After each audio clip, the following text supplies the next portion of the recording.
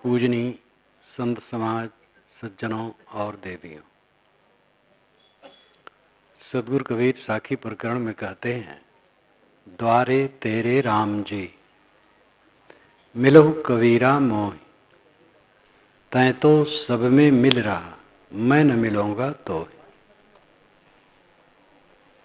कबीर साहब कहते हैं, ऐ लोगों, तुम्हारे दरवाजे पर राम जी खड़े हैं।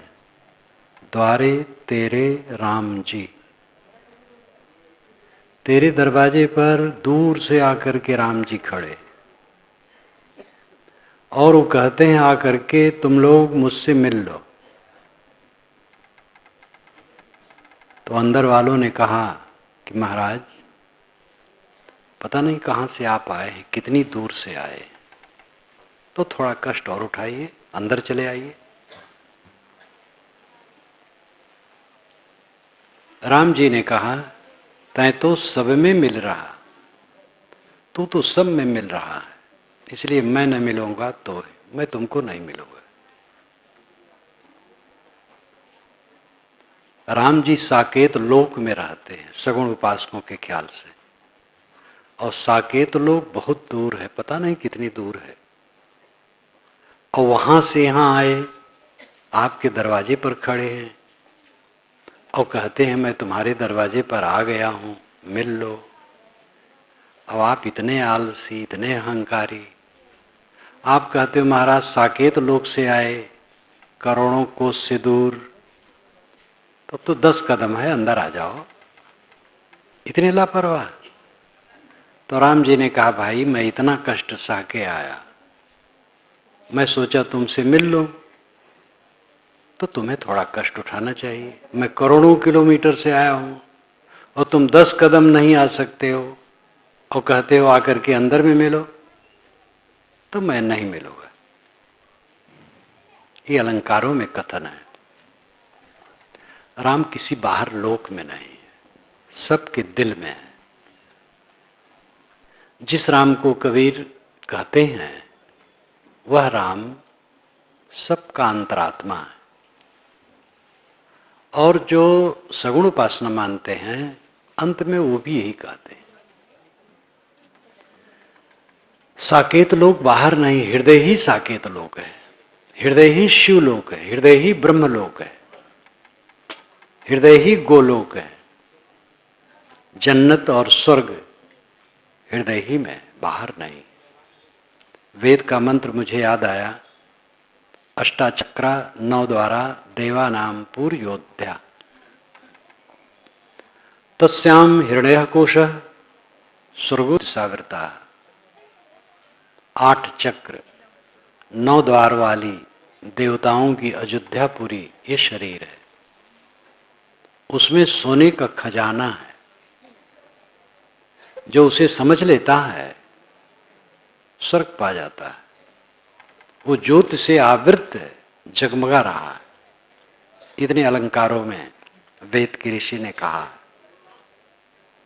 अयोध्या शब्द चारों वेदों में मुझे यही मिला है, लेकिन मैं गारंटेड नहीं कह सकता हूं, क्योंकि वेद के मंत्र मंत्र पर इतना ध्यान दे पाया हूं कि कहीं अयोध्या और न हो, ये कैसे कहूं।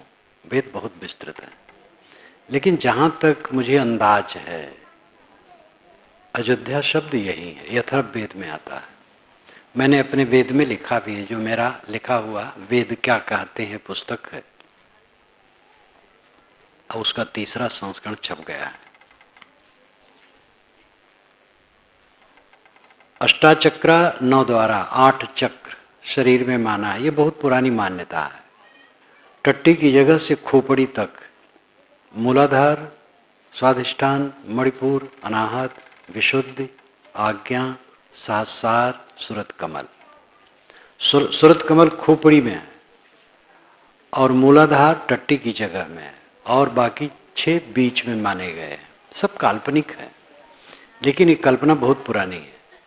8 चक्रों वाला और 9 द्वारा, 2 आंख, 2 नाक, 2 कान, टट्टी पेशाब की जगह और मुख, ये 9 द्वार। अष्टाचक्रा 9 द्वारा देवानाम पूर्योध्या, देवताओं की अयोध्यापुरी ये शरीर है। देवता कौन है? मन इंद्रिया। ये मैं अपनी कल्पना से नहीं कहता हूं, वैदिक प्रमाण से कहता हूं। वेदों के अनुसार ब्रह्मांड के देवता हवा, पानी, आग, सूरज, चांद, सितारे, ये सब देवता हैं। और पिंड के देवता इंद्रियां और मन है। ये वैदिक परिपाटी है और उस परिपाटी का प्रभाव पूरे भारतवर्ष के धर्म ग्रंथों में आया है। शरीर रूपी अयोध्या के जो देवता हैं वही इंद्रिय और मन है।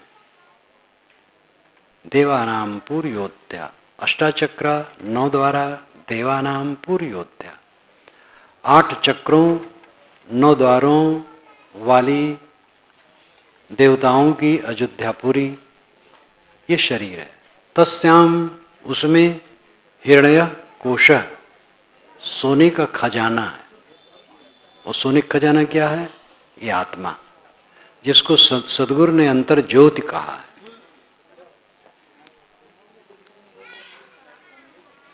तस्याम हिरण्य कोश स्वर्गो ज्योतिषावृता, इसी में स्वर्ग है, वही स्वर्ग है जो ज्योति से आवृत है। स्वर्ग लोग आकाश में मानते हैं। स्वर्ग का अर्थ होता है अपने में लौट आना। स्वर्ग, स्वर्ग, स्वर्ग का हम पदच्छेद करें तो हो जाएगा स्वर्ग। स्व नाम खुद में, गा नाम गमन, अपने में लौट आना स्वर्ग है। अपने आत्मा में तृप्त हो जाना, आत्मलीन हो जाना स्वर्ग है। वैकुंठ यही है। वैकुंठ, विकुंठ। वैकुंठ का शुद्ध शब्द है विकुंठ।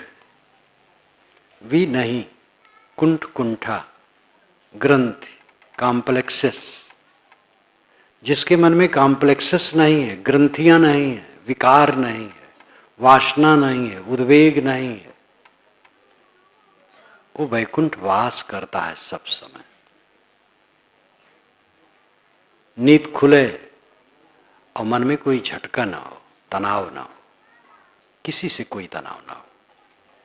संसार में सांप बिच्छू मिलेंगे, बचा के चलना है। ये संसार ऐसा नहीं है कि आप चाह रहे हैं वहां बिल्कुल सब निर्मल रहे। इतिहास उठा के देखिए, बड़े बड़े संतों का उस जमाने में भी ऊट पटांग, ऊंच नीच सब रहा। खुराफाती लोग रहे, धार्मिक कहलाने वालों में खुराफाती रहे, साधु वेशधारियों में खुराफाती रहे, और अच्छे लोग रहे, सब जमाने में रहे। इसलिए बचा बचा के चलना है। और ये समझना है कि जितना भी संबंध है सब झूठा है। संबंध और वार्ता अगले क्षण दोनों समाप्त। हम 4 लोग इकट्ठे हुए, संबंध हो गया, फिर वार्ता हुई, कुछ बात किए, उसके बाद दोनों खत्म। और उस वार्ता के असर को लेकर के हमारा दिमाग अच्छा हुआ और खराब हुआ। अच्छी वार्ता हुई तो मन में सुगंधी रही, बुरी वार्ता हुई तो मन में क्लेश रहा। न वार्ता रहती है न संबंध रहता है। सारा संबंध देखते देखते विलुप्त होता जाता है। स्वर्ग, वैकुंठ, जन्नत सब अपने अंदर है। द्वारे तेरे राम जी। साहब कहते, अय मनुष्य, तेरे दरवाजे पर राम जी खड़े हैं और कहते आकर के मिल लो। लेकिन आदमी कहता है कि महाराज अंदर आ जाओ, बहुत दूर से आए हो, थोड़ा और आ जाओ। स्वयं उठना नहीं चाहता है।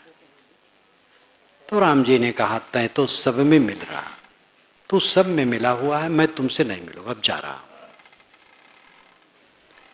जो सब में मिलता उससे राम नहीं मिलता है। जो सबसे अपने को अलग कर लेता है उससे राम जी मिलते हैं। भक्ति दुआरा सांकरा, राई दसवीं भाई, मन तो मैगल हो रहा कैसे आवे जाए।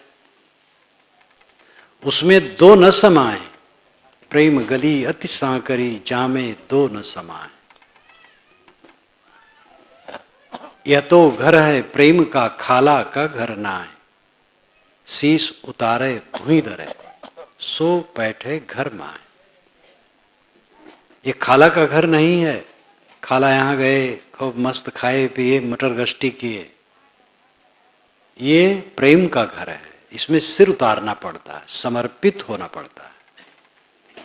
बिना समर्पण के, मैंने कल संध्या में कहा था, बिना समर्पण के पति पत्नी का संबंध मधुर नहीं रह सकता है। पति पत्नी एक दूसरे को समर्पित हो, वासना की दृष्टि से नहीं, सेवा की दृष्टि से, व्यवहार की दृष्टि से, दोनों के सहयोगी हो। पत्नी कुछ कहती है, पति कुछ कहता है, बिगड़ जाएगा। पिता पुत्र में विरोध है, बिगड़ जाएगा। गुरु शिष्य में मतभेद है, बिगड़ जाएगा। भाई भाई में, मित्र मित्र में मतभेद है, बिगड़ जाएगा। जरूरी है एक दूसरे के प्रति सहयोग की भावना, समर्पित होना। बिना समर्पण के एक दुकान नहीं चल सकती। पार्टनरशिप में हम दुकान करते हैं, कारखाने खोलते हैं, संबंध करते हैं, उसमें समर्पण की जरूरत होती है। अंतिम काम परमानंद की प्राप्ति, परम सुख की प्राप्ति, आत्यंतिक सुख की प्राप्ति, जिसमें दुख नाम की कोई चीज नहीं है, उसकी प्राप्ति तब होगी जब फिर दूसरे से न मिले, केवल राम से मिलने की इच्छा हो। तय तो सब में मिल रहा, मैं न मिलूंगा तो। रूपक में लगता है राम अलग है, जीव अलग है, राम आके खड़ा है और जीव अहंकार बस मिलना नहीं चाहता है। रूपक में ऐसे लगता है, इसलिए सारे लक्षण तटस्थ होते हैं। ये वेदांत की भाषा में आता है। तटस्थ का मतलब उदासीन, निष्पक्ष, ये शाब्दिक दृष्टि से। और वेदांत की पारिभाषिक भाषा के अनुसार इसका अर्थ होता है नकली लक्षण, आरोपित लक्षण, जो स्थिर लक्षण न हो, नकली लक्षण। वो तटस्थ लक्षण वेदांत की दृष्टि से कहा जाता है। ये तटस्थ शब्द के भिन्न दो अर्थ। सामान्य रूप में व्याकरण की दृष्टि से तटस्थ का अर्थ है उदासीन, न राग है न द्वेष है, तटस्थ है। तटस्थ का शाब्दिक अर्थ होता है तट के सामने स्थित, तट पर स्थित, तट के सामने नहीं, तट पर स्थित। नदी बह रही है और तट है, तट पर बैठा है। नदी को केवल देखता है, धारा देखता है, तट पर बैठा है, तटस्थ, तट पर स्थित। और इसका भावार्थ हुआ उदासीन। तट पर बैठा व्यक्ति नदी की तरंग मालाओं को देखता है, बहता नहीं, केवल देखता है। इसी प्रकार जो व्यवहार को देखता है, बहता नहीं, वो तटस्थ है। ये शाब्दिक अर्थ से मैंने कहा। और वेदांत का लाक्षणिक अर्थ है नकली रूप, परिवर्तित रूप, जो बिल्कुल करेक्ट न हो, वो तटस्थ लक्षण है। जैसे तैत्तिरीय उपनिषद में आया है, मोदः दक्षिण पक्ष, प्रमोदः उत्तर पक्ष, आनंदात्मा ब्रह्म पुच्छम प्रतिष्ठा। दहना बायां पंख है, दहना मोद दायां पंख है, प्रमोद बायां पंख है, आनंद धड़ है, ब्रह्म पूंछ है। कबीर साहब ने फटकारा, सिर सींग कछो नहीं वा की पूंछ कहाँ गए पावे। उसमें सिर नहीं है, सींग नहीं है, पूंछ कहाँ से आ गई। साहब तो तटस्थ लक्षण नहीं कहते, सीधा कहते हैं। वेदांती कहेंगे भाई ये तो ब्रह्म का तटस्थ लक्षण है, नकली लक्षण है, असली नहीं। कबीर साहब नकली कहते नहीं, सीधे असली कहते हैं। लेकिन रूपकों का वर्णन वे भी करते हैं। और रूपक में रूपक शब्द के कोई अर्थ को करेगा, वैसे पकड़ के बैठ जाएगा तो सत्य नहीं समझ पाएगा। राम और आत्मा दो नहीं, राम आत्मा है, आत्मा राम है, और उसी को जीव कहते हैं, चेतन कहते हैं, रूह कहते हैं, सोल कहते हैं। ये शब्दों की भिन्नता है। राम आपके अंदर है, उससे मुलाकात इसलिए नहीं होती कि हम सबसे मिले। सबसे मिलना बंद करो तब राम से मिलना होगा। तो क्या व्यवहार में किसी से न मिले? एक बात मुझे याद आई जो मैं पहले कहना चाहता था। आप लोगों में से किसी को अमर्ष मुझसे नहीं होना चाहिए कि मेरा कुशल नहीं पूछे।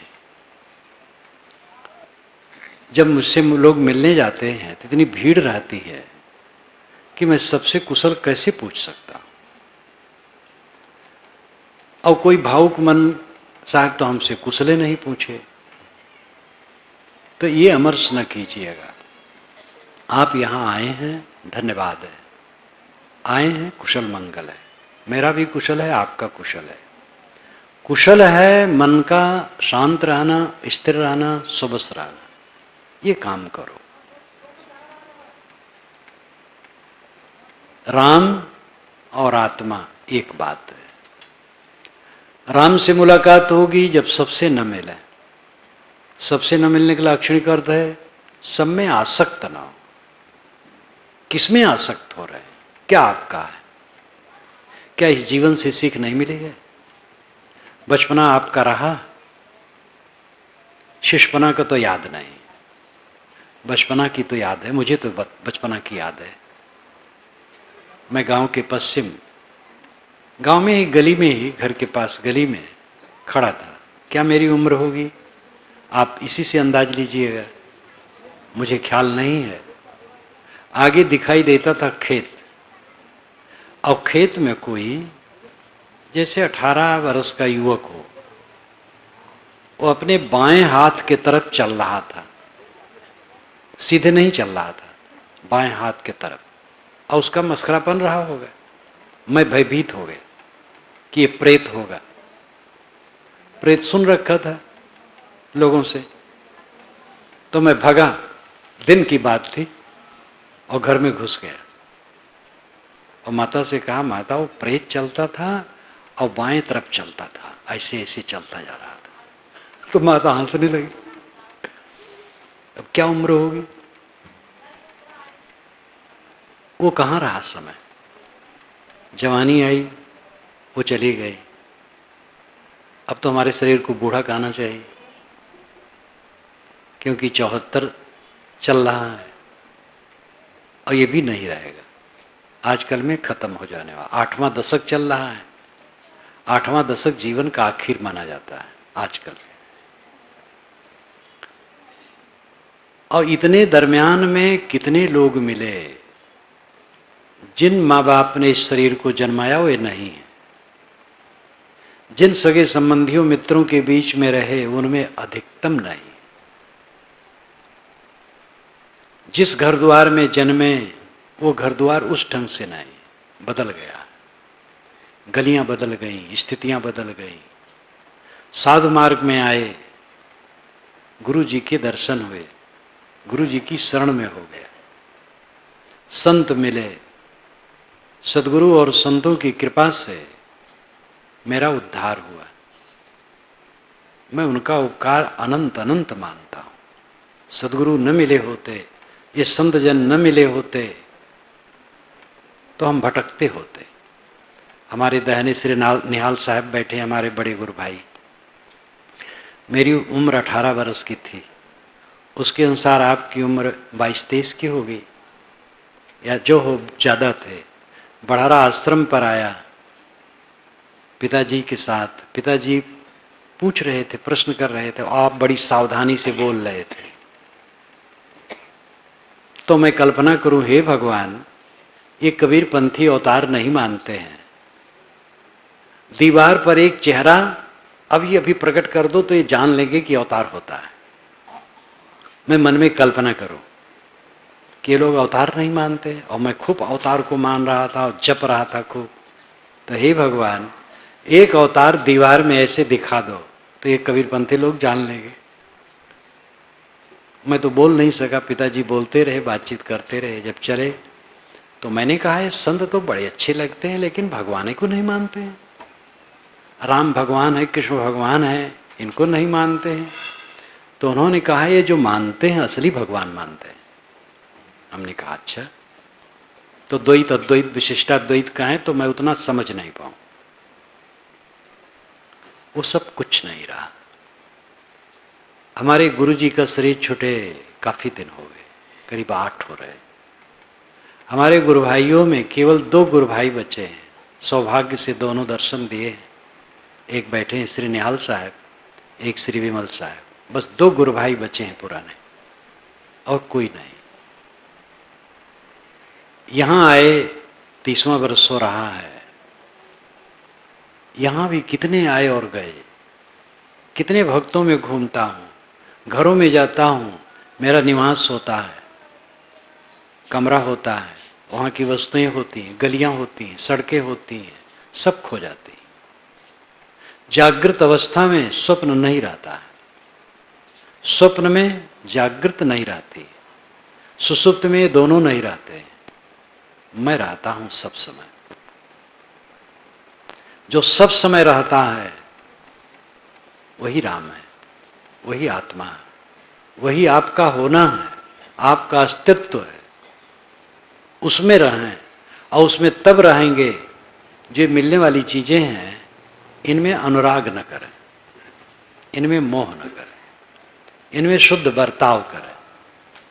बाहर मन फंसाएंगे, भीतर में प्रवेश नहीं हो पाएगा। पक्का समझ लो, मन हमारा जितना बाहर फंसा रहेगा भीतर प्रविष्ट हो नहीं सकता। बाहर का मोह भीतर प्रविष्ट होने में भयंकर बैरियर है। आपने मोह करके आज तक क्या पाया? हमने क्या पाया? हम और आप सब दुख पाए। दुनिया दुखों से भरी है,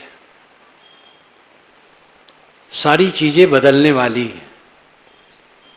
मनुष्यों के शरीर बदलने वाले हैं, मन बदलने वाले हैं, अनुकूल प्रतिकूल हो जाते हैं, प्रतिकूल अनुकूल हो जाते हैं, तटस्थ हो जाते हैं, मध्यस्थ हो जाते हैं, बिछुड़ जाते हैं।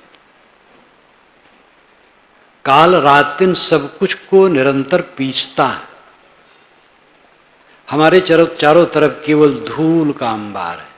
शरीर धूल, प्राणी पदार्थ धूल, सब धूल धूल। कुछ दिन के बाद वो धूल होकर के रहेगा। आज समझ में नहीं आता। हमारा शरीर मिट्टी और धूल है, इसको पहले से देखें, यही होना है। और जब हो गया तब देखने की क्षमता नहीं रहेगी। जो पहले देख लेता है वो राम से मिलता है। जो बाहर उदास हो जाता है उसके अंदर में ज्योत जगती है। वेद के ऋषि ने कहा, हिरणमयन पात्रेण सत्यस्यापिहितं मुखम तत्त्वं पूषन्न पाविरण सत्य धर्माय दृष्टे। हिरणमयन पात्रेण, सोने के बर्तन से, सत्यस्यापिहितं मुखम, सत्य का मुख अपहित ढका, तत्त्वं पूषन्न पाविरण। पूषण जो सबका पोषण करे वो पूषण है। सूरज को पूषण कहते हैं क्योंकि वो सबका पोषण करता है। अपनी किरणों से पानी को सोख कर आकाश में ले जाता है, बरसाता है, तो सबका पोषण होता है। और सृष्टि की सारी वस्तुओं को अपने प्रकाश से मजबूत करता है, स्वस्थ करता है। इसलिए सूरज को राधापति कहा गया है वेद में। राधा का मतलब है धन। राधापति सूर्य है। पूषण सबका पोषण करने वाला। लेकिन इस शरीर में पोषण कौन है? आत्मा। यही ज्ञान विज्ञान का पोषण करता है। सारा ज्ञान विज्ञान इसी से उद्भव है। तत्त्वं पूषण अपाविरण। तत् उसे, उस सोने के बर्तन को, तुम तू, पूषण आत्मा, अपाविरण हटा दे। क्यों हटा दे? सत्य धर्माय दृष्टे। सत्य और धर्म के दर्शन के लिए। हमारा सत्य और धर्म चमक दमक से छिपे हैं। चमक दमक यही जो बाहर की चीज, मकान, जमीन, प्राणी पदार्थ, आश्रम। गृहस्थ विरक्त दोनों के लिए बात एक है, दो नहीं है। गृहस्थों का घर परिवार, साधुओं का मठ आश्रम और समाज, दोनों जगह बंधन है। गृहस्थ लोग घर में मोह करेंगे तो बंध जाएंगे, और हम लोग आश्रम में मोह करेंगे तो मुक्त हो जाएंगे। गृहस्थ लोग बाल बच्चों में मोह करेंगे तो बंध जाएंगे, और हम लोग शिष्यों में मोह करें तो मुक्त नहीं होंगे, हम भी बंधेंगे। कानून सब पर बराबर है, प्रकृति का विधान दो नहीं, सबको सावधान रहना है। यहां किसी का कुछ नहीं, यही परम सत्यता है। पूरे जीवन में दुख के अलावा कुछ मिलने वाला नहीं। जो मिलता है अनुकूल मिलता है, प्रतिकूल मिलता है, उसमें राग होता है, द्वेष होता है, और इसी का जखीरा, संस्कारों का जखीरा समूह मन में इकट्ठा हो जाता है, और कांटे के समान रात दिन गढ़ता है। बड़े बड़े संपदाशाली, बड़े बड़े स्वामी, बड़े बड़े ऐश्वर्यवान, बड़े बड़े राजनेता, कोई भी हो, चाहे स्वामी जी हो और चाहे राजनेता जी हो, जीवन भर का जो कुछ उन्होंने परिश्रम करके संग्रह किया है वो क्या है? बाहर का माटी गोबर है। पूरा संसार माटी गोबर है और कुछ नहीं, केवल मिट्टी मिट्टी। और उसी को हमने धन माना है, उसी में मन लगाया है, उसी में आसक्ति बनाई है, और उन्हीं के संस्कारों का संग्रह मन में इकट्ठा है जो कांटे के समान चुभता है। रात दिन अनुकूल प्रतिकूल के द्वंद्व में जीव ग्रसित, कब इसको चैन मिलता है? कौन हासो किमानंदो नित्यम पच्चलिते सति अंधकारेणोनद्धा प्रदीपम न गवेशत। तथागत बुद्ध कहते हैं, कौन हासो, क्यों हंस रहे हो? किमानंदो, क्या आनंद मान रहे हो? नित्यम पज्जलिते सति, निरंतर काल की आग धधक रही मरघट की ज्वाला, जिसमें सब भस्म हुए हैं, कोई बचा नहीं, जो हैं वो बचेंगे नहीं। अंधकारेणोनद्धा, अंधकार से तुम घिरे हो, प्रदीपम न गवेशत, प्रकाश नहीं खोजते हो। कब खोजोगे?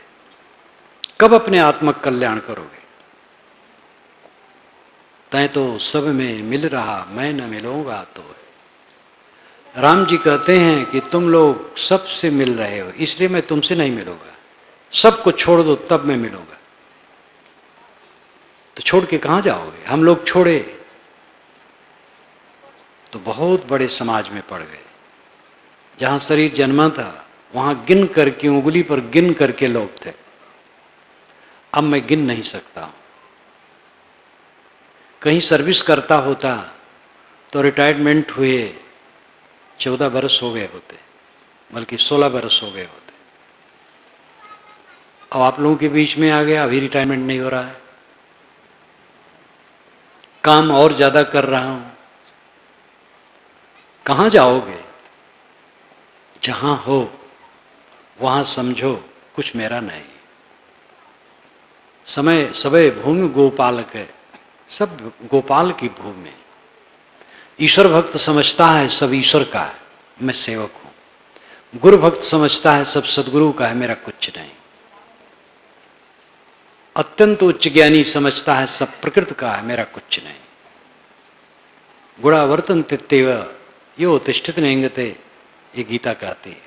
गुण गुणों में वर्तते हैं, ऐसा समझ करके यो अवतिष्ठित, जो स्थित है, निंगते न इंगते, इंगन नाम कंपन, कांपता नहीं, भयभीत नहीं होता, चिंतित नहीं होता है, उद्वेगित नहीं होता है, अशांत नहीं होता है।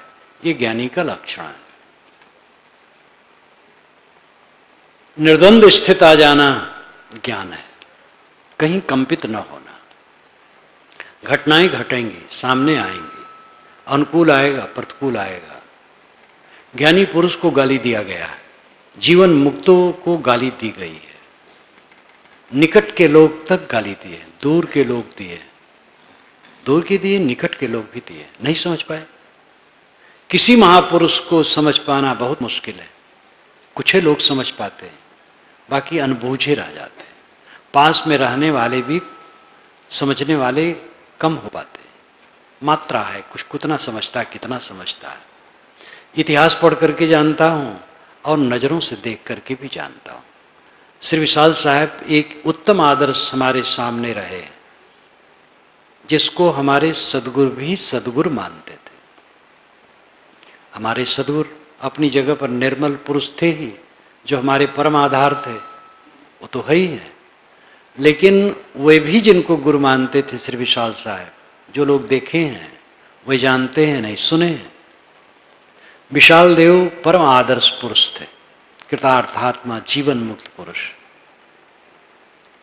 दूर वाले नहीं समझे, निकट वाले भी बहुत लोग नहीं समझे। इतिहास पढ़ करके देखते हैं, बुद्ध को, महावीर को, शंकर को, यानी स्वामी शंकराचार्य को, कबीर साहब को, सब कहाँ समझे। सबको समझाने के चक्कर में न पड़े, समय बर्बाद जाएगा। मुझे लोग समझ ले बड़े अच्छे साधु हैं, महाभ्रम। अच्छा रहना है, हम समझ लें अपने को, बस काफी है। याद आई, एक जगह मैं था, एक प्रदेश में, एक मेरे साधु ने कहा, साहब अमुक बूढ़ा साधु आपको बुरा मानता है, आपकी बुराई करता है, आप उसको समझा दीजिए तो समझ सकता है। तो मैंने कहा, वो थोड़ी बुराई मेरी जानता होगा, और जब सारी बुराइयां मेरी जानेगा तो बहुत उसको कहना पड़ेगा। तो कहा, तब तो कोई समस्या ही नहीं है, उनकी समस्या कहाँ। 2 दिन के बाद वो बूढ़ा मिला, कहा, साहब आप जाएंगे अमुक दिन, तो रास्ते में मेरी कुटिया पड़ती, वहां थोड़ा बैठ लेंगे। मैंने कहा ठीक। मैं नहीं कहा कि तुम मेरी निंदा करते हो तो क्यों बैठूंगा, मैंने कहा ठीक। गया, खाट बिछाया था, बैठ गया। संतों के लिए भी आसन बिछा दिया था, सब बैठ गए। उन्होंने पूजा की, आरती की, चरणोदक लिया। मैं चरणोदक देना नहीं चाहता, पुराने लोग कुछ लोग ले लेते हैं। तो चरणोदक लिया, हाथ जोड़ के खड़ा हुआ, कहा, साहब मेरे कल्याण की कुछ बातें बता दीजिए। तो थोड़ा सा कह दिया, फिर चल दिया।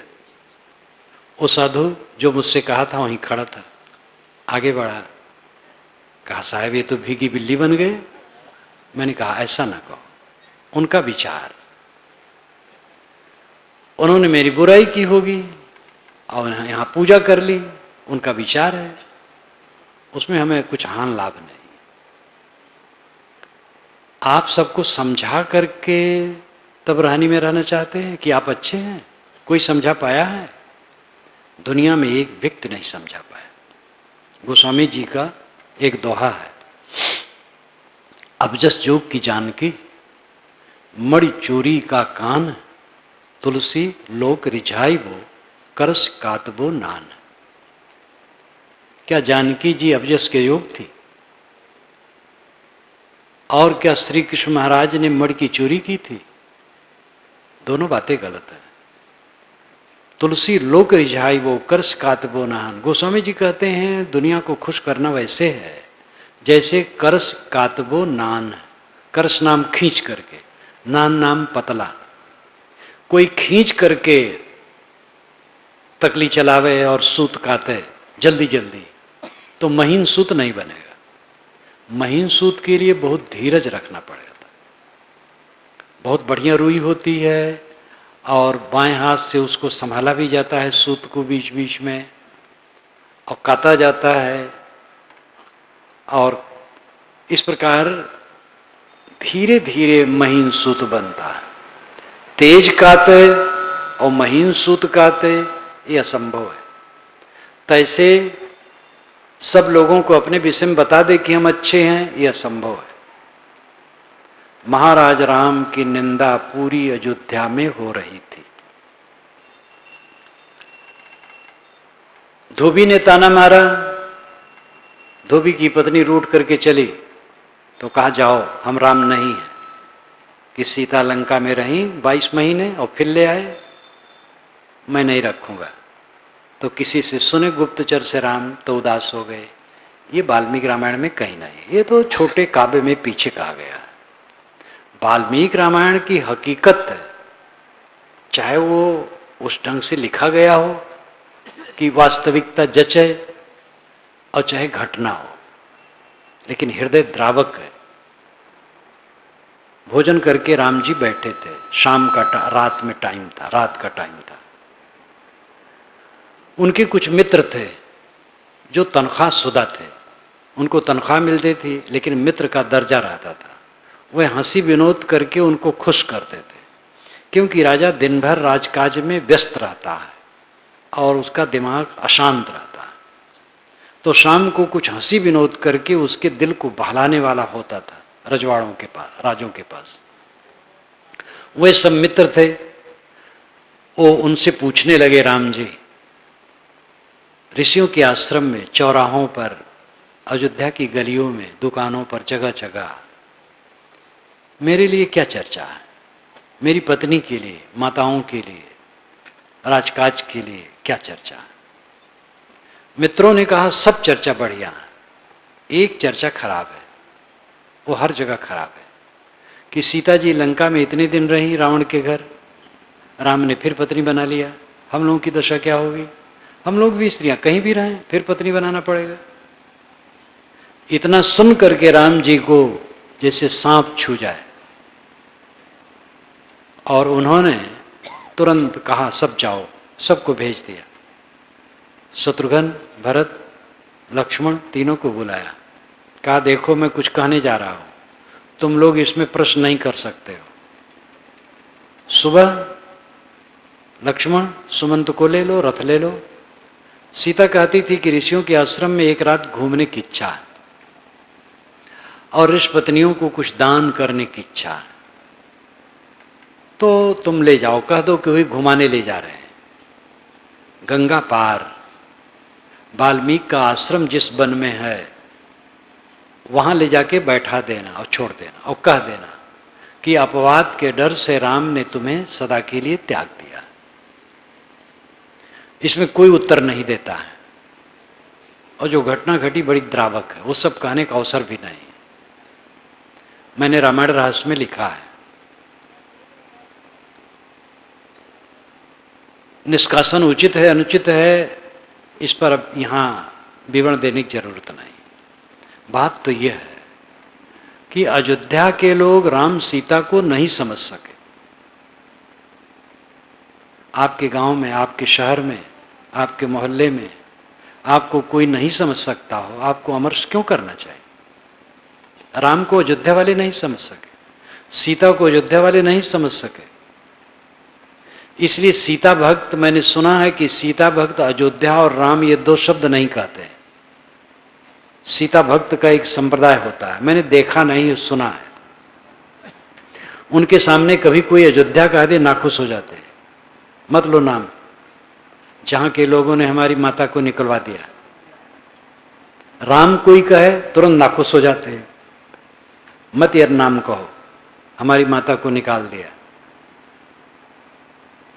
अयोध्या के लोग राम और सीता को नहीं समझ सके।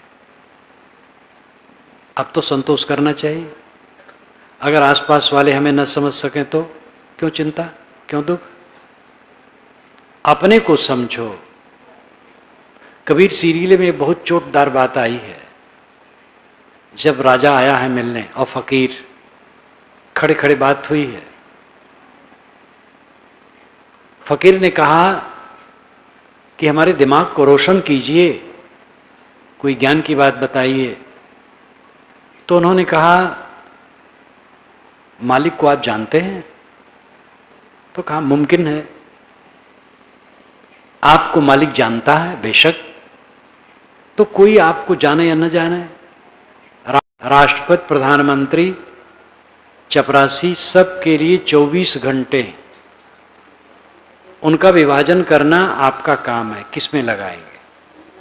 पंडित जवाहरलाल नेहरू प्रधानमंत्री थे, लेकिन वे भी व्यायाम करने के लिए समय निकालते थे। समय सबके पास है, समय निकालें, रोज 1 बार 2 बार बैठें, अलग ज्ञान के ग्रंथ को पढ़ें, मनन चिंतन करें, मैं कौन हूं, जगत क्या है, मेरा संबंध कितना इससे है, कब तक है, इस पर सोचें। रोज रोज अंत का दिन आ रहा है। ज्यों कोरी रेजा बुने, नीरा आवे छोर, ऐसा लेखा काल का, दौड़ सके तो दौड़। ज्यों कोरी रेजा बिने, कोरी हिंदू जुलाहे को कहते हैं, जुलाहे मुसलमान को कहते हैं। मुसलमान जुलाहा, मुसलमान बुनकर जुलाहा, हिंदू बुनकर कोरी। जो कोरी रेजा बुने, जैसे जुलाहा थान बुनता, रेजा नाम थान, थान कई गज का होता है और उसका ताना रहता है, लिपटा रहता है आगे डंडा में, और बाना दोनों तरफ से एक एक सूत वो डालता है। एक एक सूत पढ़ते पढ़ते 30-30, 40-40 गज का थान बुन जाता है। जो कोरी रेजा बुने, नीरा आवे छोर, धीरे धीरे छोर निकट आता जाता है। ऐसा लेखा काल का, दौड़ सके तो दौड़। काल का हिसाब ऐसे है, दौड़ना हो तो दौड़ लो, काम करना हो तो कर लो। मौत सबके निकट है, एक दिन मौत सब कुछ छीन लेगी और किसी का कुछ नहीं रहेगा। रामायण की वो कहानी मुझे बड़ी जोरदार लगती है। लक्ष्मण को बाण लगा, वो मूर्छित हो गए। समझदारों ने बताया, सेना में डॉक्टर रहते हैं, वैद्य रहते हैं, उन्होंने बताया कि सूर्य उगने के बाद इनकी जान नहीं रह जाएगी, सूर्य उगने के पहले चिकित्सा हो जानी चाहिए। और इसका एकमात्र साधन सुखेण वैद्य के पास है, जो रावण का वैद्य है। हनुमान जी उड़े आकाश में और सुखेण वैद्य के दरवाजे पर उतरे। रात का समय था, मसाल जला करके दवाई कूट रहा था बरामदे में। ये पहुंचे, बताए। उसने कहा, भाई ये कैसे हो सकता है, दुश्मन के दल में दुश्मन के भाई की चिकित्सा करने में जाऊं, ये कैसे हो सकता है। हनुमान जी कोई ऐसे वैसे नहीं थे, विद्वान थे। उन्होंने कहा, वैद्य के लिए हित और दुश्मन कोई नहीं होता है, वैद्य सबका होता है। सुखेड़ ने कहा, आपका तर्क ठीक है, नीति के अनुसार है, लेकिन जिस तरह युद्ध आमने सामने है, ऐसी अवस्था में दुश्मन के दल में चिकित्सा करने जाना असंभव है। तो कहीं नहीं जाएंगे तो हम जबरदस्ती ले चलेंगे। कहीं कैसे ले चलोगे, कहीं देख लो, कहीं कैसे ले चलोगे। उस हनुमान जी बरामदे से कूदे नीचे और नींव में हाथ डाले और पूरा मकान चरचरा के उखाड़ लिए। उसने कहा हाँ, वो करते रह गए, लेके उड़ गए और बेचारे हाँ हाँ करके कूदे तो गिर के मर जाए, तो फंस गए। ये काव्य है, ऐसा होता नहीं। लेकिन मौत इसी ढंग से आएगी, आएगी, कहेगी चलो। आप कहेंगे अभी कुछ काम बाकी है, वो कहेगा नहीं। आप कहेंगे भाई नोटिस देते, काम कर लेता। वो कहेगी मैंने कई नोटिसें दी हैं, बाल पकने लगे हैं, दांत उखड़ने लगे हैं, चाम में सिकन आई है, कई नोटिसें मैंने दी, अब वारंट है। और मौत ले चलेगी, आप हाँ हाँ करते रह जाएंगे। अब उस दिन कुछ करते धरते नहीं बनेगा। इसलिए पहले का साहब कहते हैं, तब चेती हो जब तजी हो प्राणा, भयान तब मन पछताना। तब चेतोगे जब प्राण छोड़ोगे, तब तो मूढ़ बन जाओगे और पश्चाताप होगा और मर जाओगे। जगने की जरूरत है। समय जितना बाकी है साधना में लगाओ। गृहस्थ विरक्त सब, राम रहस्य साहब ने गृहस्थ विरक्त सबके लिए कहा है। दोनों को बंधन बताया है, दोनों के लिए बताया है शुद्ध पारखी संत, दोनों के कल्याणदाता हैं, गृहस्थ विरक्त दोनों के। हम लोग घर छोड़ करके कपड़ा पहन लिए तो इससे साधु नहीं हो। ये कपड़ा साधु का वेश है, साधुता का लक्षण साधुता नहीं है। ये हम लोगों का कपड़ा साधु का लक्षण नहीं है, साधु कपड़ा है। साधु का लक्षण है क्षमा, गम, संतोष, धीरज, शील, विचार, निज दोष दर्शन, परदोष दर्शन न करना, वैराग ज्ञान भक्ति में रमना, आत्मा में रमना, ये साधुता का लक्षण है। वेश बनाने में कुछ देर नहीं लगती है। साधु वेशधारी हो, गृहस्थ हो, दोनों का बंधन वैसे ही है। दोनों को अपना बंधन काटना है। इसी जीवन में रहते रहते चित्त विश्राम पा जाए, चित्त में उद्वेग न हो, अशांति न हो, पीड़ा न हो।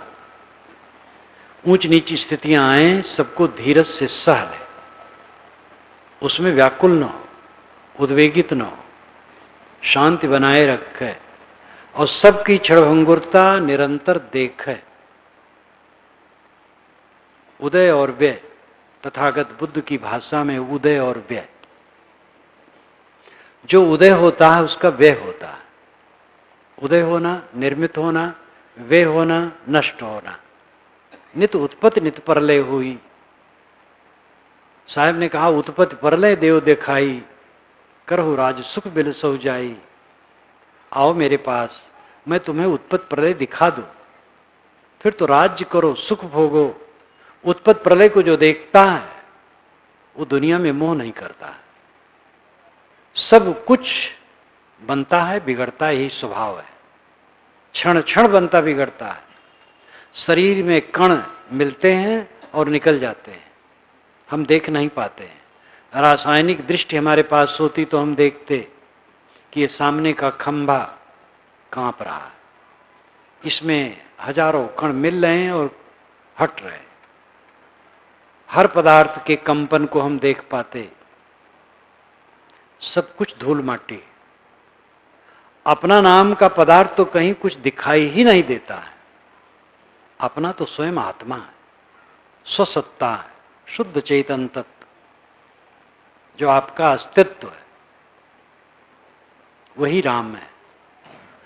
और उसमें विश्राम तब मिलेगा जब सबसे न मिलेंगे, किसी से न मिलेंगे, यानी किसी में मोह नहीं करेंगे, केवल सेवा करना। लेना देना पड़ता है, व्यवहार करना पड़ता है। मेरे शरीर की रक्षा अनेकों के द्वारा होती है। मेरे आध्यात्मिक और व्यवहारिक दोनों क्षेत्रों की उन्नतियों में हजारों हजारों लाखों लाखों हाथ हैं। इसलिए हमें भी कुछ सेवा करना चाहिए। दूसरे द्वारा हम उपकृत हैं, इसलिए हमें भी सेवा करना चाहिए। सेवा कर्तव्य है, मोह नहीं, आसक्ति नहीं, कहीं गांठ बांधना नहीं।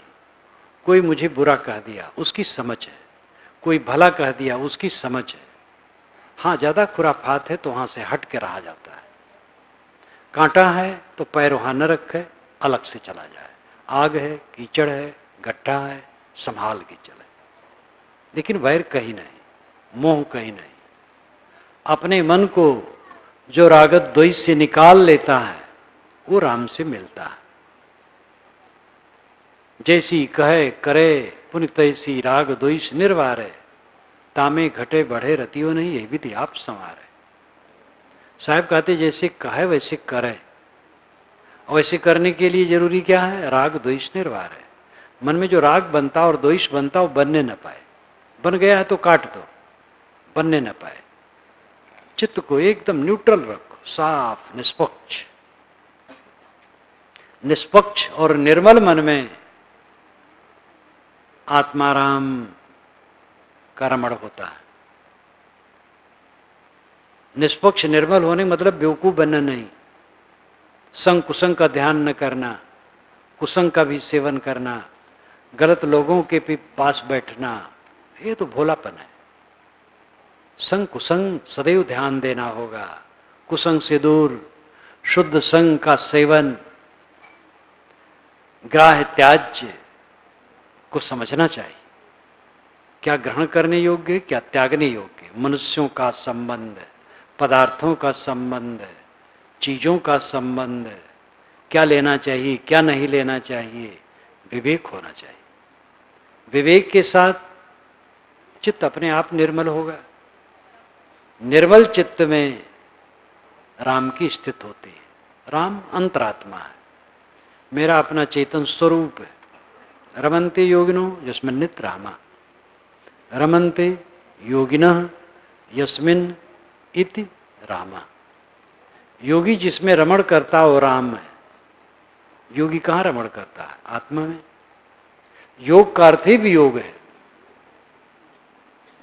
पतंजलि मुनि रुक्ति काव्य पूर्वायसौ पुंस प्रकृत वियोग योग उत्तते जजा। ये राजा भोज कहते हैं। राजमार्तंड योग दर्शन पर उनका भाष्य है। उसमें उन्होंने लिखा कि पतंजलि महाराज के योग दर्शन की जय हो, जिसमें उन्होंने प्रकृति पुरुष के वियोग को वियोग कहा। योग क्या है? पुरुष का प्रकृति से बिछुड़ जाना। पुरुष चेतन, पुर उष, ये दो पद मिलकर के पुरुष शब्द बनता है। पुर नाम आगे, उष नाम जलाना। आगे आगे जो ज्ञान प्रकाश करता रहे वो आत्मा पुरुष है। और प्रकृति जड़ है जो दृश्यमान है। ये दृष्टा दृश्य में उलझ करके दुख पाता है। दृष्टा दृश्य से बिछुड़ जाए, दृश्य का त्याग कर दे, मोह का त्याग कर दे, तब उसका कैवल्य होता है। गीता ने भी कहा दुख संयोग वियोगम योग संगितम। दुखों के संयोग का वियोग योग कहलाता है। दुख संगितम, दुख संज्ञा, दुख यानी योग संज्ञा, योग संगितम, योग संज्ञा, योग नाम किसका है? दुख संयोग वियोग। दुखों के संयोग का वियोग हो जाना योग कहलाता है। तो सब में हम मिल रहे हैं, सब में आसक्त हो रहे हैं, और जिसमें आसक्त हो रहे हैं झूठ है। उस झूठाई को हमने बहुत कुछ देख लिया है, फिर भी होश नहीं है, तो कौन होश करेगा, कौन लाएगा? जगने की जरूरत है। स्वाध्याय करें, सेवा करें, साधना करें, एकांत सेवन करें, समय समय से आत्मनिरीक्षण करें, आत्म परीक्षण करें, अपने को संभालें, अपने मन को बारंबार आत्मा में स्वरूप में लगा करके स्वरूप शांति की प्राप्ति करें। इसी के लिए सद्गुरु का ये निर्देश है, द्वारे तेरे राम जी मिलो कभी राम हो। ऐ लोगों, तेरे दरवाजे पर राम खड़े हैं और उनसे मिल लो। लेकिन तुम चाहते हो कि और अंदर आ जाएं, तो राम कहते भाई तुम सबसे मिल रहे हो, मैं और आगे नहीं आऊँगा। सबसे मिलना छोड़ दो तो मुझसे मिलो। ये अलंकारों का रूप अर्थ इतना ही है कि आपका स्वरूप राम है। और जब हम बाहर अपना मन फंसाएंगे तो राम में कैसे रमेगा?